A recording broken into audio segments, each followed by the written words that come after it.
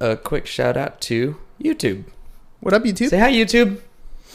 All right, here we go. We are going live for the podcast. Y'all ready? Let's do it. Let's do it. Here we go. We're going live in 3, 2, 1. Welcome to another episode of Business Bros. Happy Friday, ladies and gentlemen. Hernan Cias here, host of the Business Bros podcast, along with my co-host, the insurance bro, James Cias with Pipeline Insurance. Ladies and gentlemen, we have a great, super fun end of June Friday for you. It is the end of June, isn't it? Holy crap, where did the year go? Technically not the end, but since it's Friday, the next time we're on the show to be July, so it's half over. It's pretty much over, half over. Yeah, half over. It's downhill from here. It is. Well, before we get too far into our discussion, let's quickly introduce our guest. We are excited. We're happy. We're loving this. Really excited to have an artist. Artist on the show. An artiste. We're super excited, and I hope that you all are ready for this because we have a great show planned for you today with Miss Rachelle Trujillo from Of Leaf and Star. Hi. Thank you, Rachelle, for joining us today. Yeah, I'm excited to be here. All right, Rachelle. Before we get started, I have to do a promo. All right, ladies and gents, real quick, 365 pairs of shoes by the end of the year. So if you have new shoes, used shoes, you want to donate cash, hit James up, 619-884-0045 or james@csfirst.com. He'll hop on his Harley. He's got a cool Harley, huh? Mm-hmm. It makes a lot of noise. He'll hop on his Harley right over there and pick those bad boys up. So again, 619-884-0045 or james@csfirst.com for the shoes and for all your insurance needs. Yeah. All right. Hang on. Before we actually jump into the next thing, I got one other event. So this one is going out to all of our adventurous, spontaneous married couples out there. Ooh. So if you are adventurous, spontaneous, and married, there is an opportunity for you to renew your wedding vows for free and have an overnight stay in Yucca Valley. So one of my friends is a wedding planner, event planner. Shout out to Andrea Abel, Events by Abel. And she has an event that she's hosting this weekend. So if you are watching us on Facebook Live, this is exclusive to you because by the time this episode airs, it's going to be too late. So those of you on Facebook Live, if you are married and adventurous and have a spontaneous attitude, you want to go get your wedding vows renewed and stay out in Yucca Valley, hit me up. I'm just going to say this. If you're a guy and you want a nice spontaneous gift for your spouse that means something from the heart, that's a good one. There you go. Actually, text Andrea directly, 773-930-6028. Call or text Andrea or reach out to me. Right up there's my info, or give me a call. Text me, 619-884-0045. All right, that's it. Promo's done. You ready? Get ready. All right, Rachelle. So, welcome to the program. Thank you. Good to be here. So, tell me a little bit about yourself. A little bit about your background when this business, prior to this business. I did 12 years of bartending to be able to stay home with my kids and make enough money to support them, and then was able to actually go back to school around 35. And my background's in interior design. So, bartending. Yeah. I got a question. I always wonder about this. You're done bartending. You're in a whole new life now. But when there's a party, do you just find yourself gravitating to the drinks every time? Let me make that for you. Oh, yeah. I'm very particular about how my drinks are made. So usually when I go to a bar, I just Jameson neat because I can't screw that up.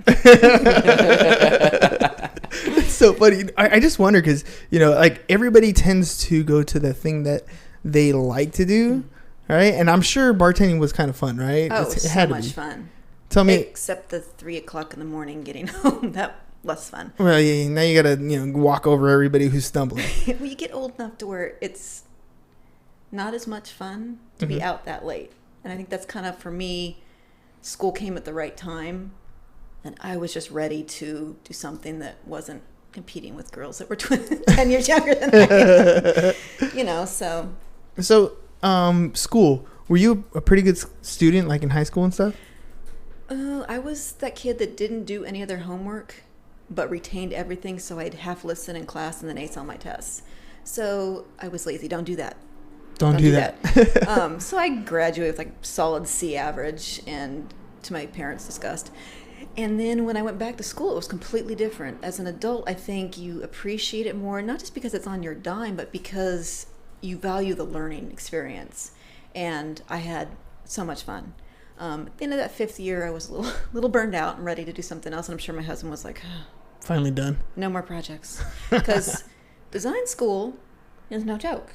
Because the projects, on top of the homework and the exams, I would just lock myself in the library and there'd be a sign. If you need to eat, you know where the cabinet is. If you're bleeding, dial 911.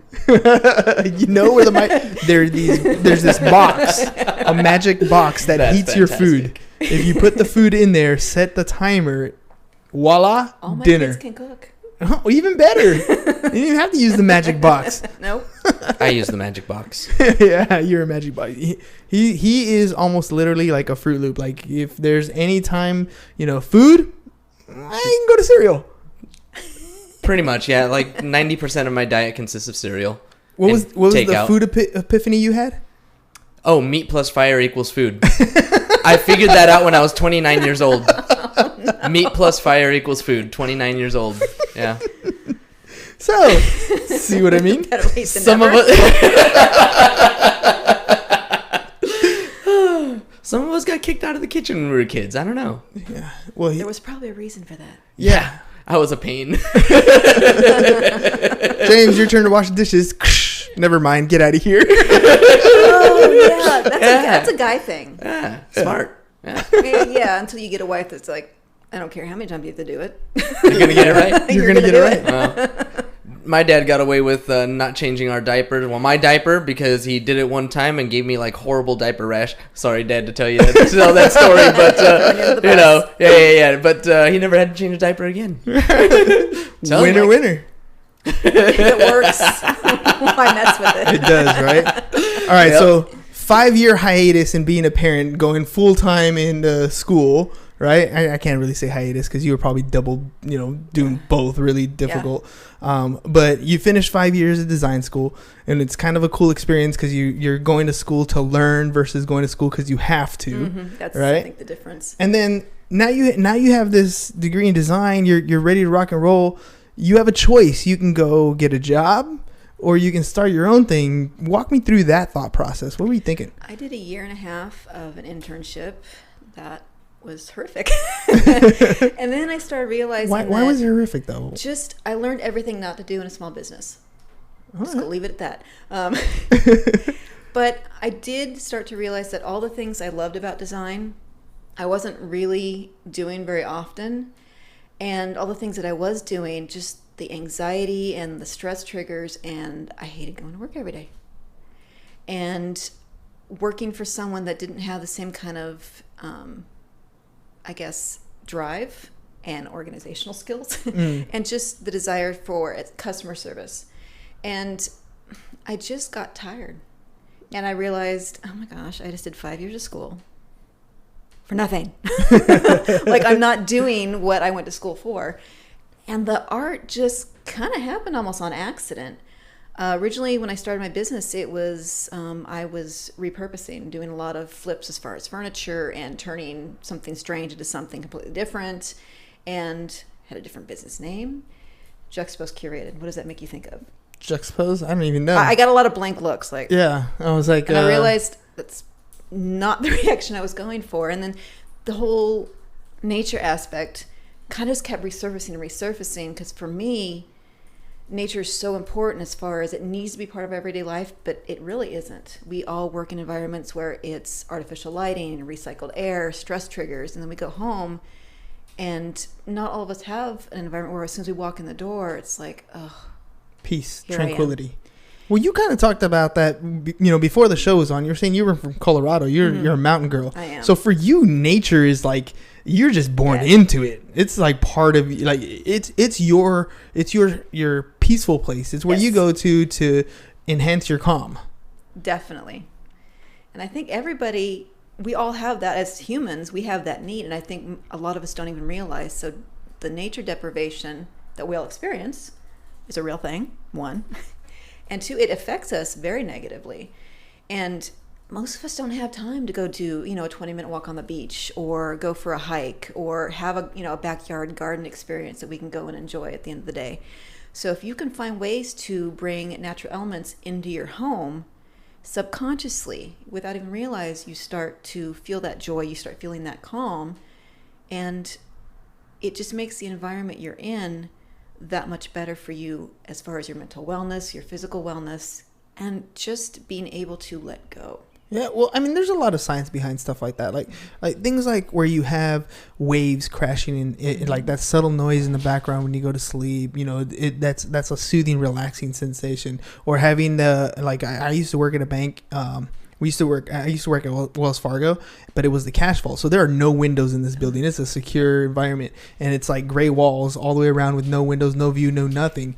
So different sciences to like being able to put up certain pieces that look like you're looking at the outside, or have that feeling of being able to experience something like that it just brings the tension level down in an office building or in your own space. And I know people who have worked in cubicles, and you can go to a cubicle office and like there's just boring, and then that one person has that one cubicle that's just plants and but it's tranquil. You walk by and you're like, ooh, that's a nice spot. And when you're calm, you can focus.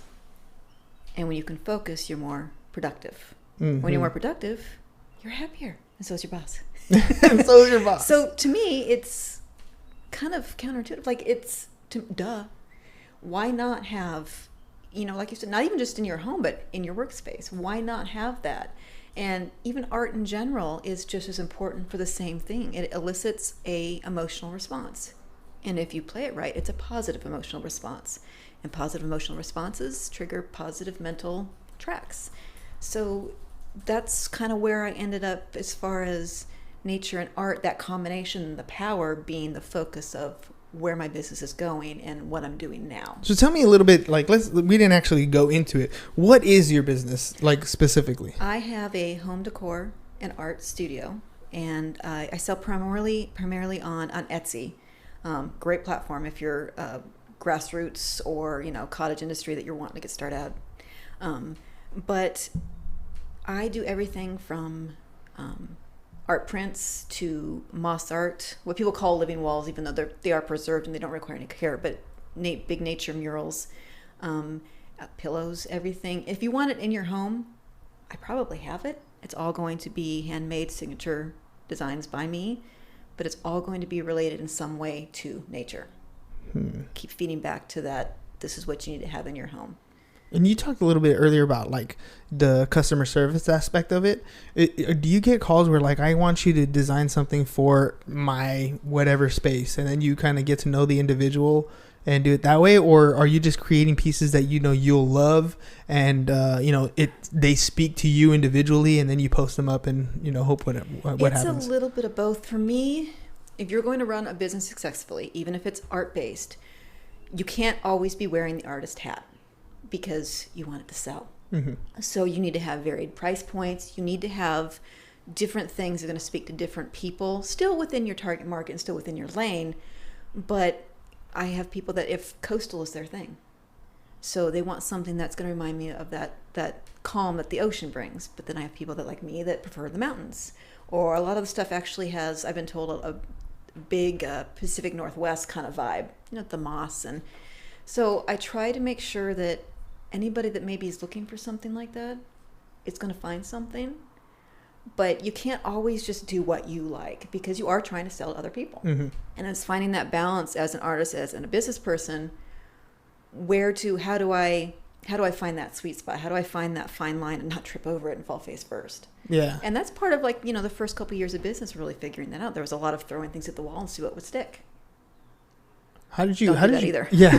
I was like, how did you finally decide to narrow it down? Because that's a strategy that a lot of people do with any type of marketing, right? They try a couple things. They'll try a podcast. They'll try, they'll try video. They'll try ads. They'll try, changing the suit, changing their headshot, changing whatever it is in their business. but they're not really figuring out what their demographics is actually looking for. So how did you overcome that? How did you step out of like just throwing it out there? I had a basic idea. I thought I knew what I was doing when I started. I had a basic idea as far as where my target market was, who my target market was, how to reach them. And like I said, some of it was just a slow evolve process, and then some of it was just, okay, well, that didn't work. I lost money on that. Let's not do that again. And it just listening to feedback I was getting and paying attention to, okay, well, who am I getting that feedback from? And what kind of feedback are they leaving, and why are they leaving that feedback?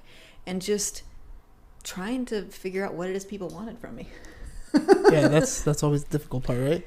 That's the hard part. And not feeling like I was betraying myself or getting offended when something that I thought, oh, everybody's going to love this because I love it, and crickets. Yeah. You can't get offended. And that's kind of where you have to put that artist part of you aside a little bit, because you are putting a little piece of yourself in every piece.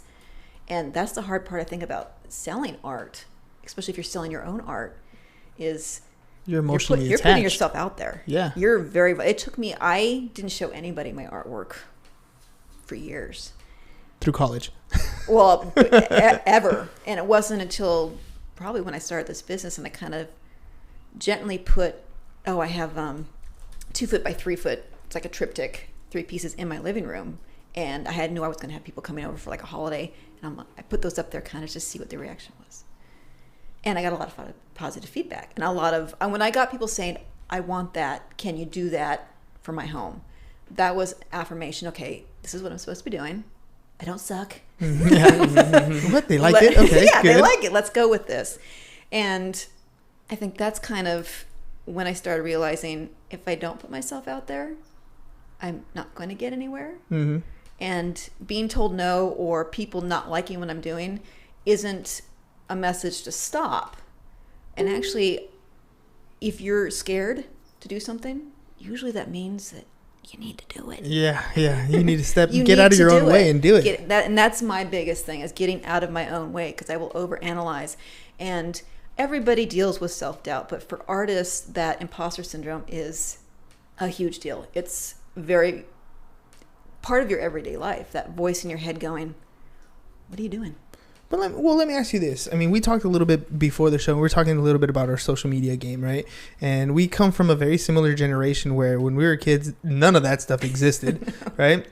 So when we're trying to transition into a world where now it exists and putting ourselves out there, that in itself is a stepping stone. So I'm going to ask you to talk a little bit about how you accepted the fact that you had to go out there, and then how you decided between Facebook and Instagram. What was the difference between the two? Getting myself out there. The scariest thing I think I ever did in social media was putting out a selfie. And I still don't enjoy that part. But I knew that part of being an indie brand, part of being a small business owner, part of being a brand that's based on a person means that person needs to be present, needs to be a face that people can connect to the brand. That they connect, okay, this person gets me because it's a person. And if they feel that you're connected to them, they're going to feel more connected to you, the products you're putting out. And as far as the Facebook to Instagram, I kind of tried both equally. I did a lot of research. I love research. I'm a total nerd. And was kind of like, well, Instagram looks like that's kind of where I need to go. It's aesthetically based. And, on my Instagram, I do not just like art and what I'm doing in my studio, but how to put nature in your home, a little bit of interior design, a little bit of DIY. A little bit like what's going on in my home and my dogs. But Facebook just nothing ever happened. Nothing took off. And that's when you have to realize you have to take off again, step out of that artist and step away from your ego. Just because your friends like you doesn't mean they're going to like your stuff. Mm-hmm. And just because your friends don't like your stuff doesn't mean that you shouldn't be doing it. It just means they're not your target market. Right. And my friends aren't my target market. That's not really necessarily what they're looking for. And Facebook it didn't really, so I keep that just mostly as far as that's my personal. That's my friends from high school that, or where I ordinarily maybe wouldn't keep in touch with them, and my family. But Instagram has been pretty good to me. And I just like the way it works. It's all based on the image you're putting out and the words. And I like writing. So for me, I don't have a blog up yet or anything like that. This is kind of that little step to see, are people going to respond to what I write? Yeah. Well, I got to tell you, the copy that you write on your pictures that you post, I mean, they're amazing. Like they're very nicely. They keep you going to the next line and reading to the next level and going all the way to the bottom of that post. So you're doing a good job on the ad copy. Thanks. And then Instagram. Your Instagram is really nice in the sense that every picture is almost an art piece in and of itself. Like it's not just like, look what I did, click. It's really well, it's lit the right way. It has great emphasis on colors. The ad copy looks really well. I mean, it looks very professionally done. Thanks. So, I kudos to you on your Instagram work. It's weird for me going from a world where I didn't want to put my face on anything, to now really paying attention to how I put my face on things or how I put my image out there. Tell me a little bit about, when you have a piece that you want to highlight or when you want to have a post that you want to put up, what's your thought process that goes into it as far as the picture and the copy? I actually have a new system, and everybody's welcome to join in on this. I struggled figuring out what I was going to post for the longest time, or I'd go for like a week and not post anything, and then I'm like, oh, I need to post something, and then a random photo shot of, like you were saying. But I started doing some other like Instagram challenges, and they didn't have any in the US, and they didn't have really any for makers or creative minds or small business owners. So I actually started one a few months ago. It's called Daydreams Grown Here, #. And every month I put out a calendar that has post prompts that are loose enough that they can work for pretty much anybody. But it kind of at least gives you an idea, and you don't have to follow every single one. It just gives you an idea of what you can post. So I follow that. But then, this is the nerd factor, I actually have it set up where I check. I do all the photos, and then I'll make sure that they all look good together. Or like this one. You mean like the tiles on your Instagram? Yeah, where it'll go like dark, light, dark, so it all bounces out. Yeah. Because one of the best pieces of advice I got from someone as far as how to set up your Instagram page was, when you're a business owner and you're selling something, it needs to look like a magazine, not a catalog.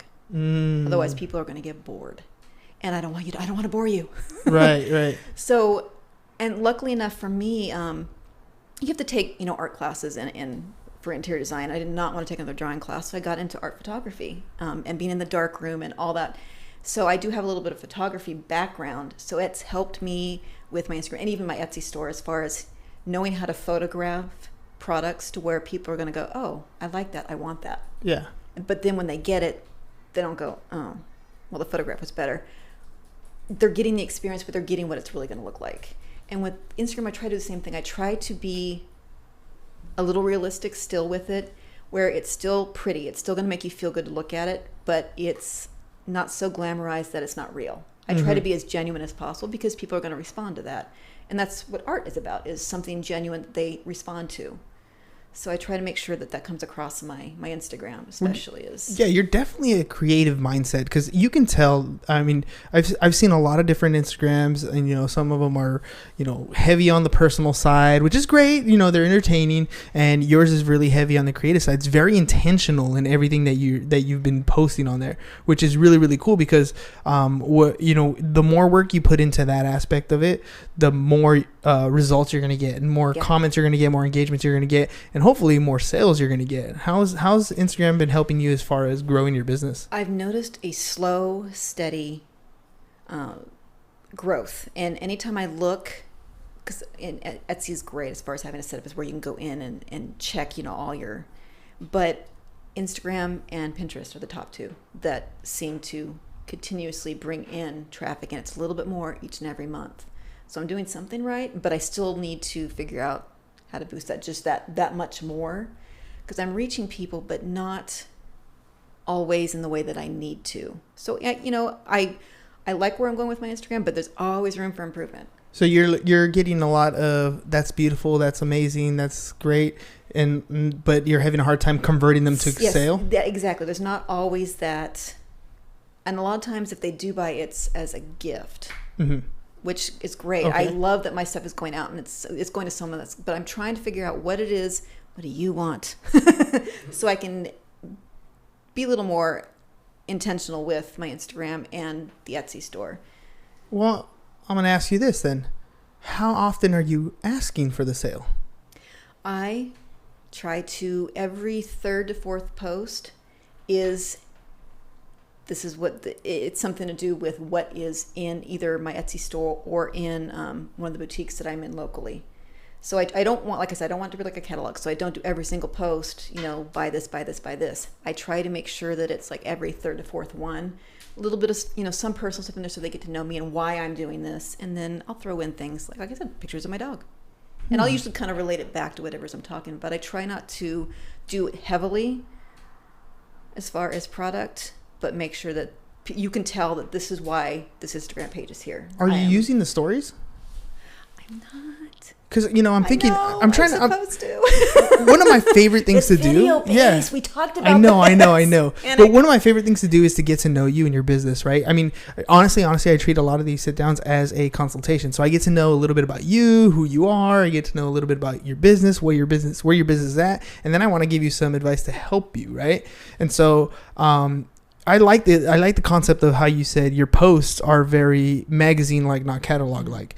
But I think your stories should be a little more DIY. And if you like this, contact me here. Yeah. Like, or hey, I got this piece. It's been sitting here for a while. It's very beautiful. I want to find it a home. If you're interested, blah, blah, blah. Like, I think your stories should be sales attempts, while your posts are magazines, since those go away anyways. And I think that way you get kind of the best of both worlds, because you're doing a really good job on grabbing the attention enough so that they're going to be like, oh, she has a post and maybe I can get a deal, right? Maybe it's like on Fridays, my stories are about the sales that I get. Maybe on Tuesdays, it's like Beach Tuesday and you're doing that. Or maybe, Wednesdays, it's like, Moss Wednesdays, or I don't know, whatever it's going to be. But people who are interested in your posts and are getting the story and are loving the content can get a deal in your stories. I know I'm missing that whole segment of what I need to be doing. It's fear. Don't let fear stop you. It's stopping me. Look what's happening. You're doing what a lot of business owners do, which is you're creating everything great so well and so intentional that you're afraid to be a salesperson. That is my biggest, because I'm selling myself. I'm selling my art. And that's the biggest problem I think a lot of working artists face is it makes you very vulnerable and it's very uncomfortable. And I'm also putting my face up in a way that I can't edit. Yeah. And it's a video, son. And then I have to listen to my voice and all those things that we get scared of and then I think imagine all those little trickles that you're seeing from Pinterest and all those little trickles that you're seeing from Instagram. Imagine how big of a trickle you're going to get, or how much the engagement you're going to get if you actually let people know. Because maybe a lot of people are looking at the picture and don't even know you sell it. They're just thinking, wow, this person has great, ideas. They scroll. Yeah, and they keep scrolling. They see all your ideas, but they have no clue that you actually sell the stuff. Hey, by the way, since we're talking about it, would you mind holding that up to that camera so that everybody can see? Oh, yeah. That one. Oh, okay. Hang on. Let me. He's gonna change it. There you go. Now you're on that one. There you go. See. I mean, it's this beautiful, simple, beautiful packages. But I mean, if anybody had any clues as to what they would want as far as the things that you have, if I'm looking at your stuff, I'm like, wow, all that stuff is beautiful. I have no clue that it could be mine.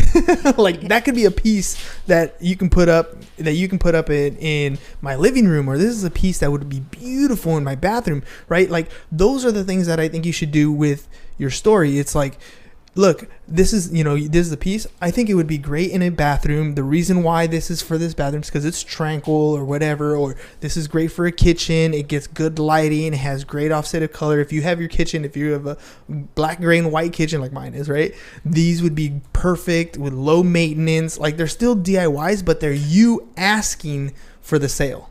Something for your refrigerator? See? These are magnets. Small, but it's the color, right? It's that little extra green pop, that little extra thing that gives you that tranquility that you're talking about. Exactly how you're explaining it, that passion that you have behind it is what you should have in your stories, but so that people know that this can be yours. And I think you'll see a huge uptick because you're already grabbing the attention. I just don't think the attention knows that piece could be theirs. Not funneling it properly all the way. There's a disconnect between. Yeah, and I think that's you stopping it yourself because you're afraid to Exactly call yourself what it a is. salesperson. But you are. You called yourself a solopreneur on your post. That requires you, any entrepreneur requires that you have sales. If you don't have sales, you're Just making stuff. yeah, you're a fake entrepreneur, right? You have a hobby. You have a hobby essentially. That's exactly what right? it is. And so, that's that little transition piece. You got great stuff. You have amazing ad copy and amazing pictures. Now you just got to let people know that I am in business. And to that point, why don't you go ahead and look at this camera here and let the world know how to get in touch with you if they want to get your stuff. Find me on Instagram. It's at Of Leaf and Star, and you can check out my Etsy store, and it's made of Leaf and Star. But I'm also here locally. If you go to Calypso Collective in Hillcrest, I have a little corner booth in there. So if you're looking for that last minute gift and don't know where to go, Beautiful. Literally just walked by that place yesterday. oh, there you go. Did not know you were in there. It's cool. Now he's gonna stop by and be like, "What's up?" Yep. Hey. All On right. my way to Libertad Tacos. On the way to Libertad Tacos. It's a good spot. Oh, dude, delicious. Oh, and by the way, Libertad Tacos, all of their proceeds, all of their profit, it's a non-profit taco shop. They donate all of their profits to charities. Oh, wow.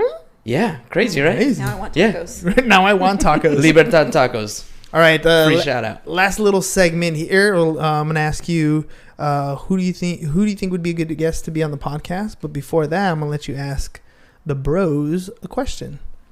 Well, you started talking about what I need to do as far as stories. How did you guys get started as far as figuring out how to do it, when to do it, and being consistent with it? Okay, let me start this one.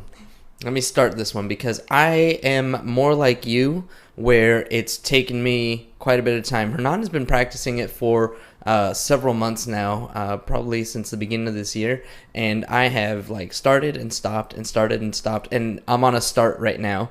So one of the things that I've been doing is just thanking our guests as they come on the show or the day after, and it started with one thing that Hernan said on one of our early episodes, which was, if you don't have anything else to post about, if you don't have anything else to say, find someone to thank. Start with that. Oh, that's good. Because that's at least, it's coming from, you actually have a reason to mention this person, right? They've obviously done something in your life that is worth thanking. So why not publicly thank them?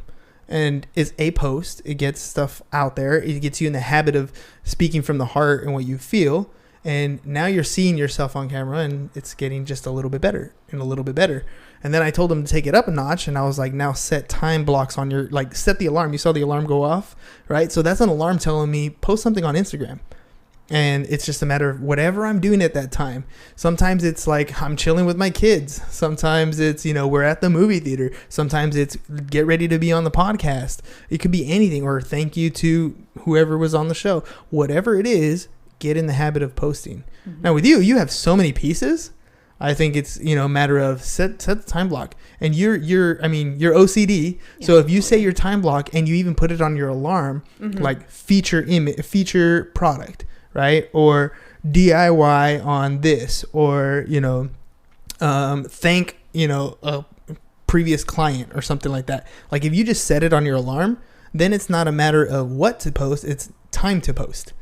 And then that's kind of, one little mindset shift in your head. It's like when you have a business, it's not, what to do, it's when to do it. And if you set yourself up with a when to do it, then you'll get better at how you're doing it. That makes sense? Mm-hmm. Like podcasts, for example. I told him we're doing this every day, Monday through Friday. He looked at me like, well, right? That's a lot. But every day we got a little bit better. And as we meet people, we learn from them things that they're doing well in their business, right? Like the ad copy and the way you photo, like all that stuff is important. So, we learn things as well, and we implement them in our podcast and what we're doing in our businesses as well. So it's just a matter of consistency and figuring out what to do, and then start to do it. That's the biggest step, is start to do it. It's the starting to do it. Yeah, I've got consistency with my Instagram posts. It's the doing the stories and things that I know I need to be doing and getting started. is Yep. where I'm. So I did one. you have a lot of, and Gabe Mendes is the one who said it. Yeah. So you have posts. Those are facts. Facts tell, stories sell. So your stories are going to be the spot where you sell things. These are like where you talk about what inspired you about this piece, and it can be yours. Order it here, or swipe up and send me a DM if you're interested in this piece. So facts are what's on your post. Stories are what's going to sell. Okay. Cool. I did. All right. You're gonna have to text me in a week. Did you do it yet? Yeah. I'm watching. You know what? You can even tag me in your story, so it's accountable, and I'll repost it so people can see it too. Perfect. Okay. All right. Accountability factor. Should we start a challenge? A hashtag in honor of Inner G, right? The 33 days of posting. 33 days of posting. Ooh. 3 posts a day for 33 days. 3 posts a day for 33 days. Oh, that sounds like a good one. All right. Shout out to Energy on that one, though. Shout out to Energy. All right. Who do you think would be a good guest to be on the podcast? I am a huge fan. His name is Christopher Kirkpatrick, and he does these, I don't even have words for, amazing. They're resin water tables. And he does these live edge slabs, and then he pours resin to where it looks like it's almost moving water. And he started out small with a saw and a sander, and he's slowly been growing, and he's a San Diego guy. Ooh. So definitely check him out. Huge fan. And of course, it's nature based, so of course, so of course you're a fan, yeah. And he's a great guy. Yeah, we've kind of talked a couple times about doing some kind of collaborative piece. So we'll get there eventually, but yeah, so check him out. Instagram, I'm pretty sure it's just at Christopher Kirkpatrick. Cool. But great guy. Well, I'll give you, amazing artisan. I'd even give you advice as to add the people that you admire into your stories. Yeah. Thank them, feature one of their cool pieces. Like, look, I just saw them do this. This is amazing. You would love this. Check them out at. People love that. You're giving them the attention, and then I'm it's not amazing. necessarily talking about me. Yes.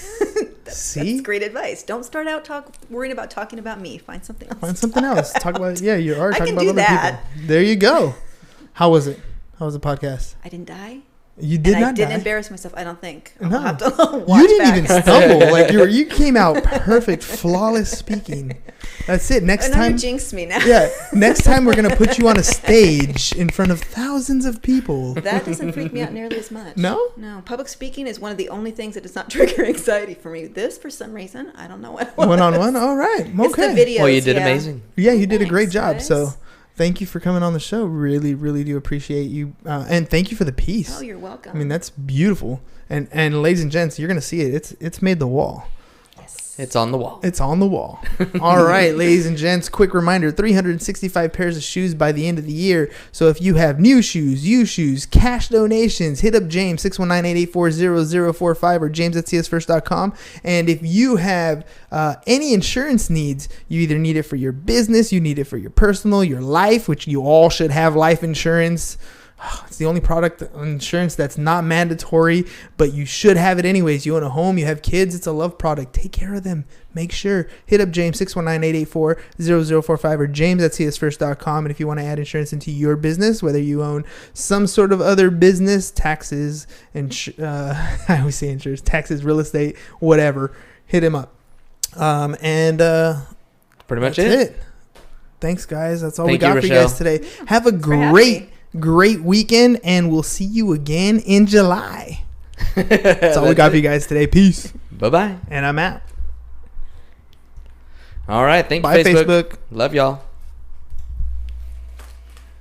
See, and you were worried, nervous? Oh, I was stressed sweating the whole time.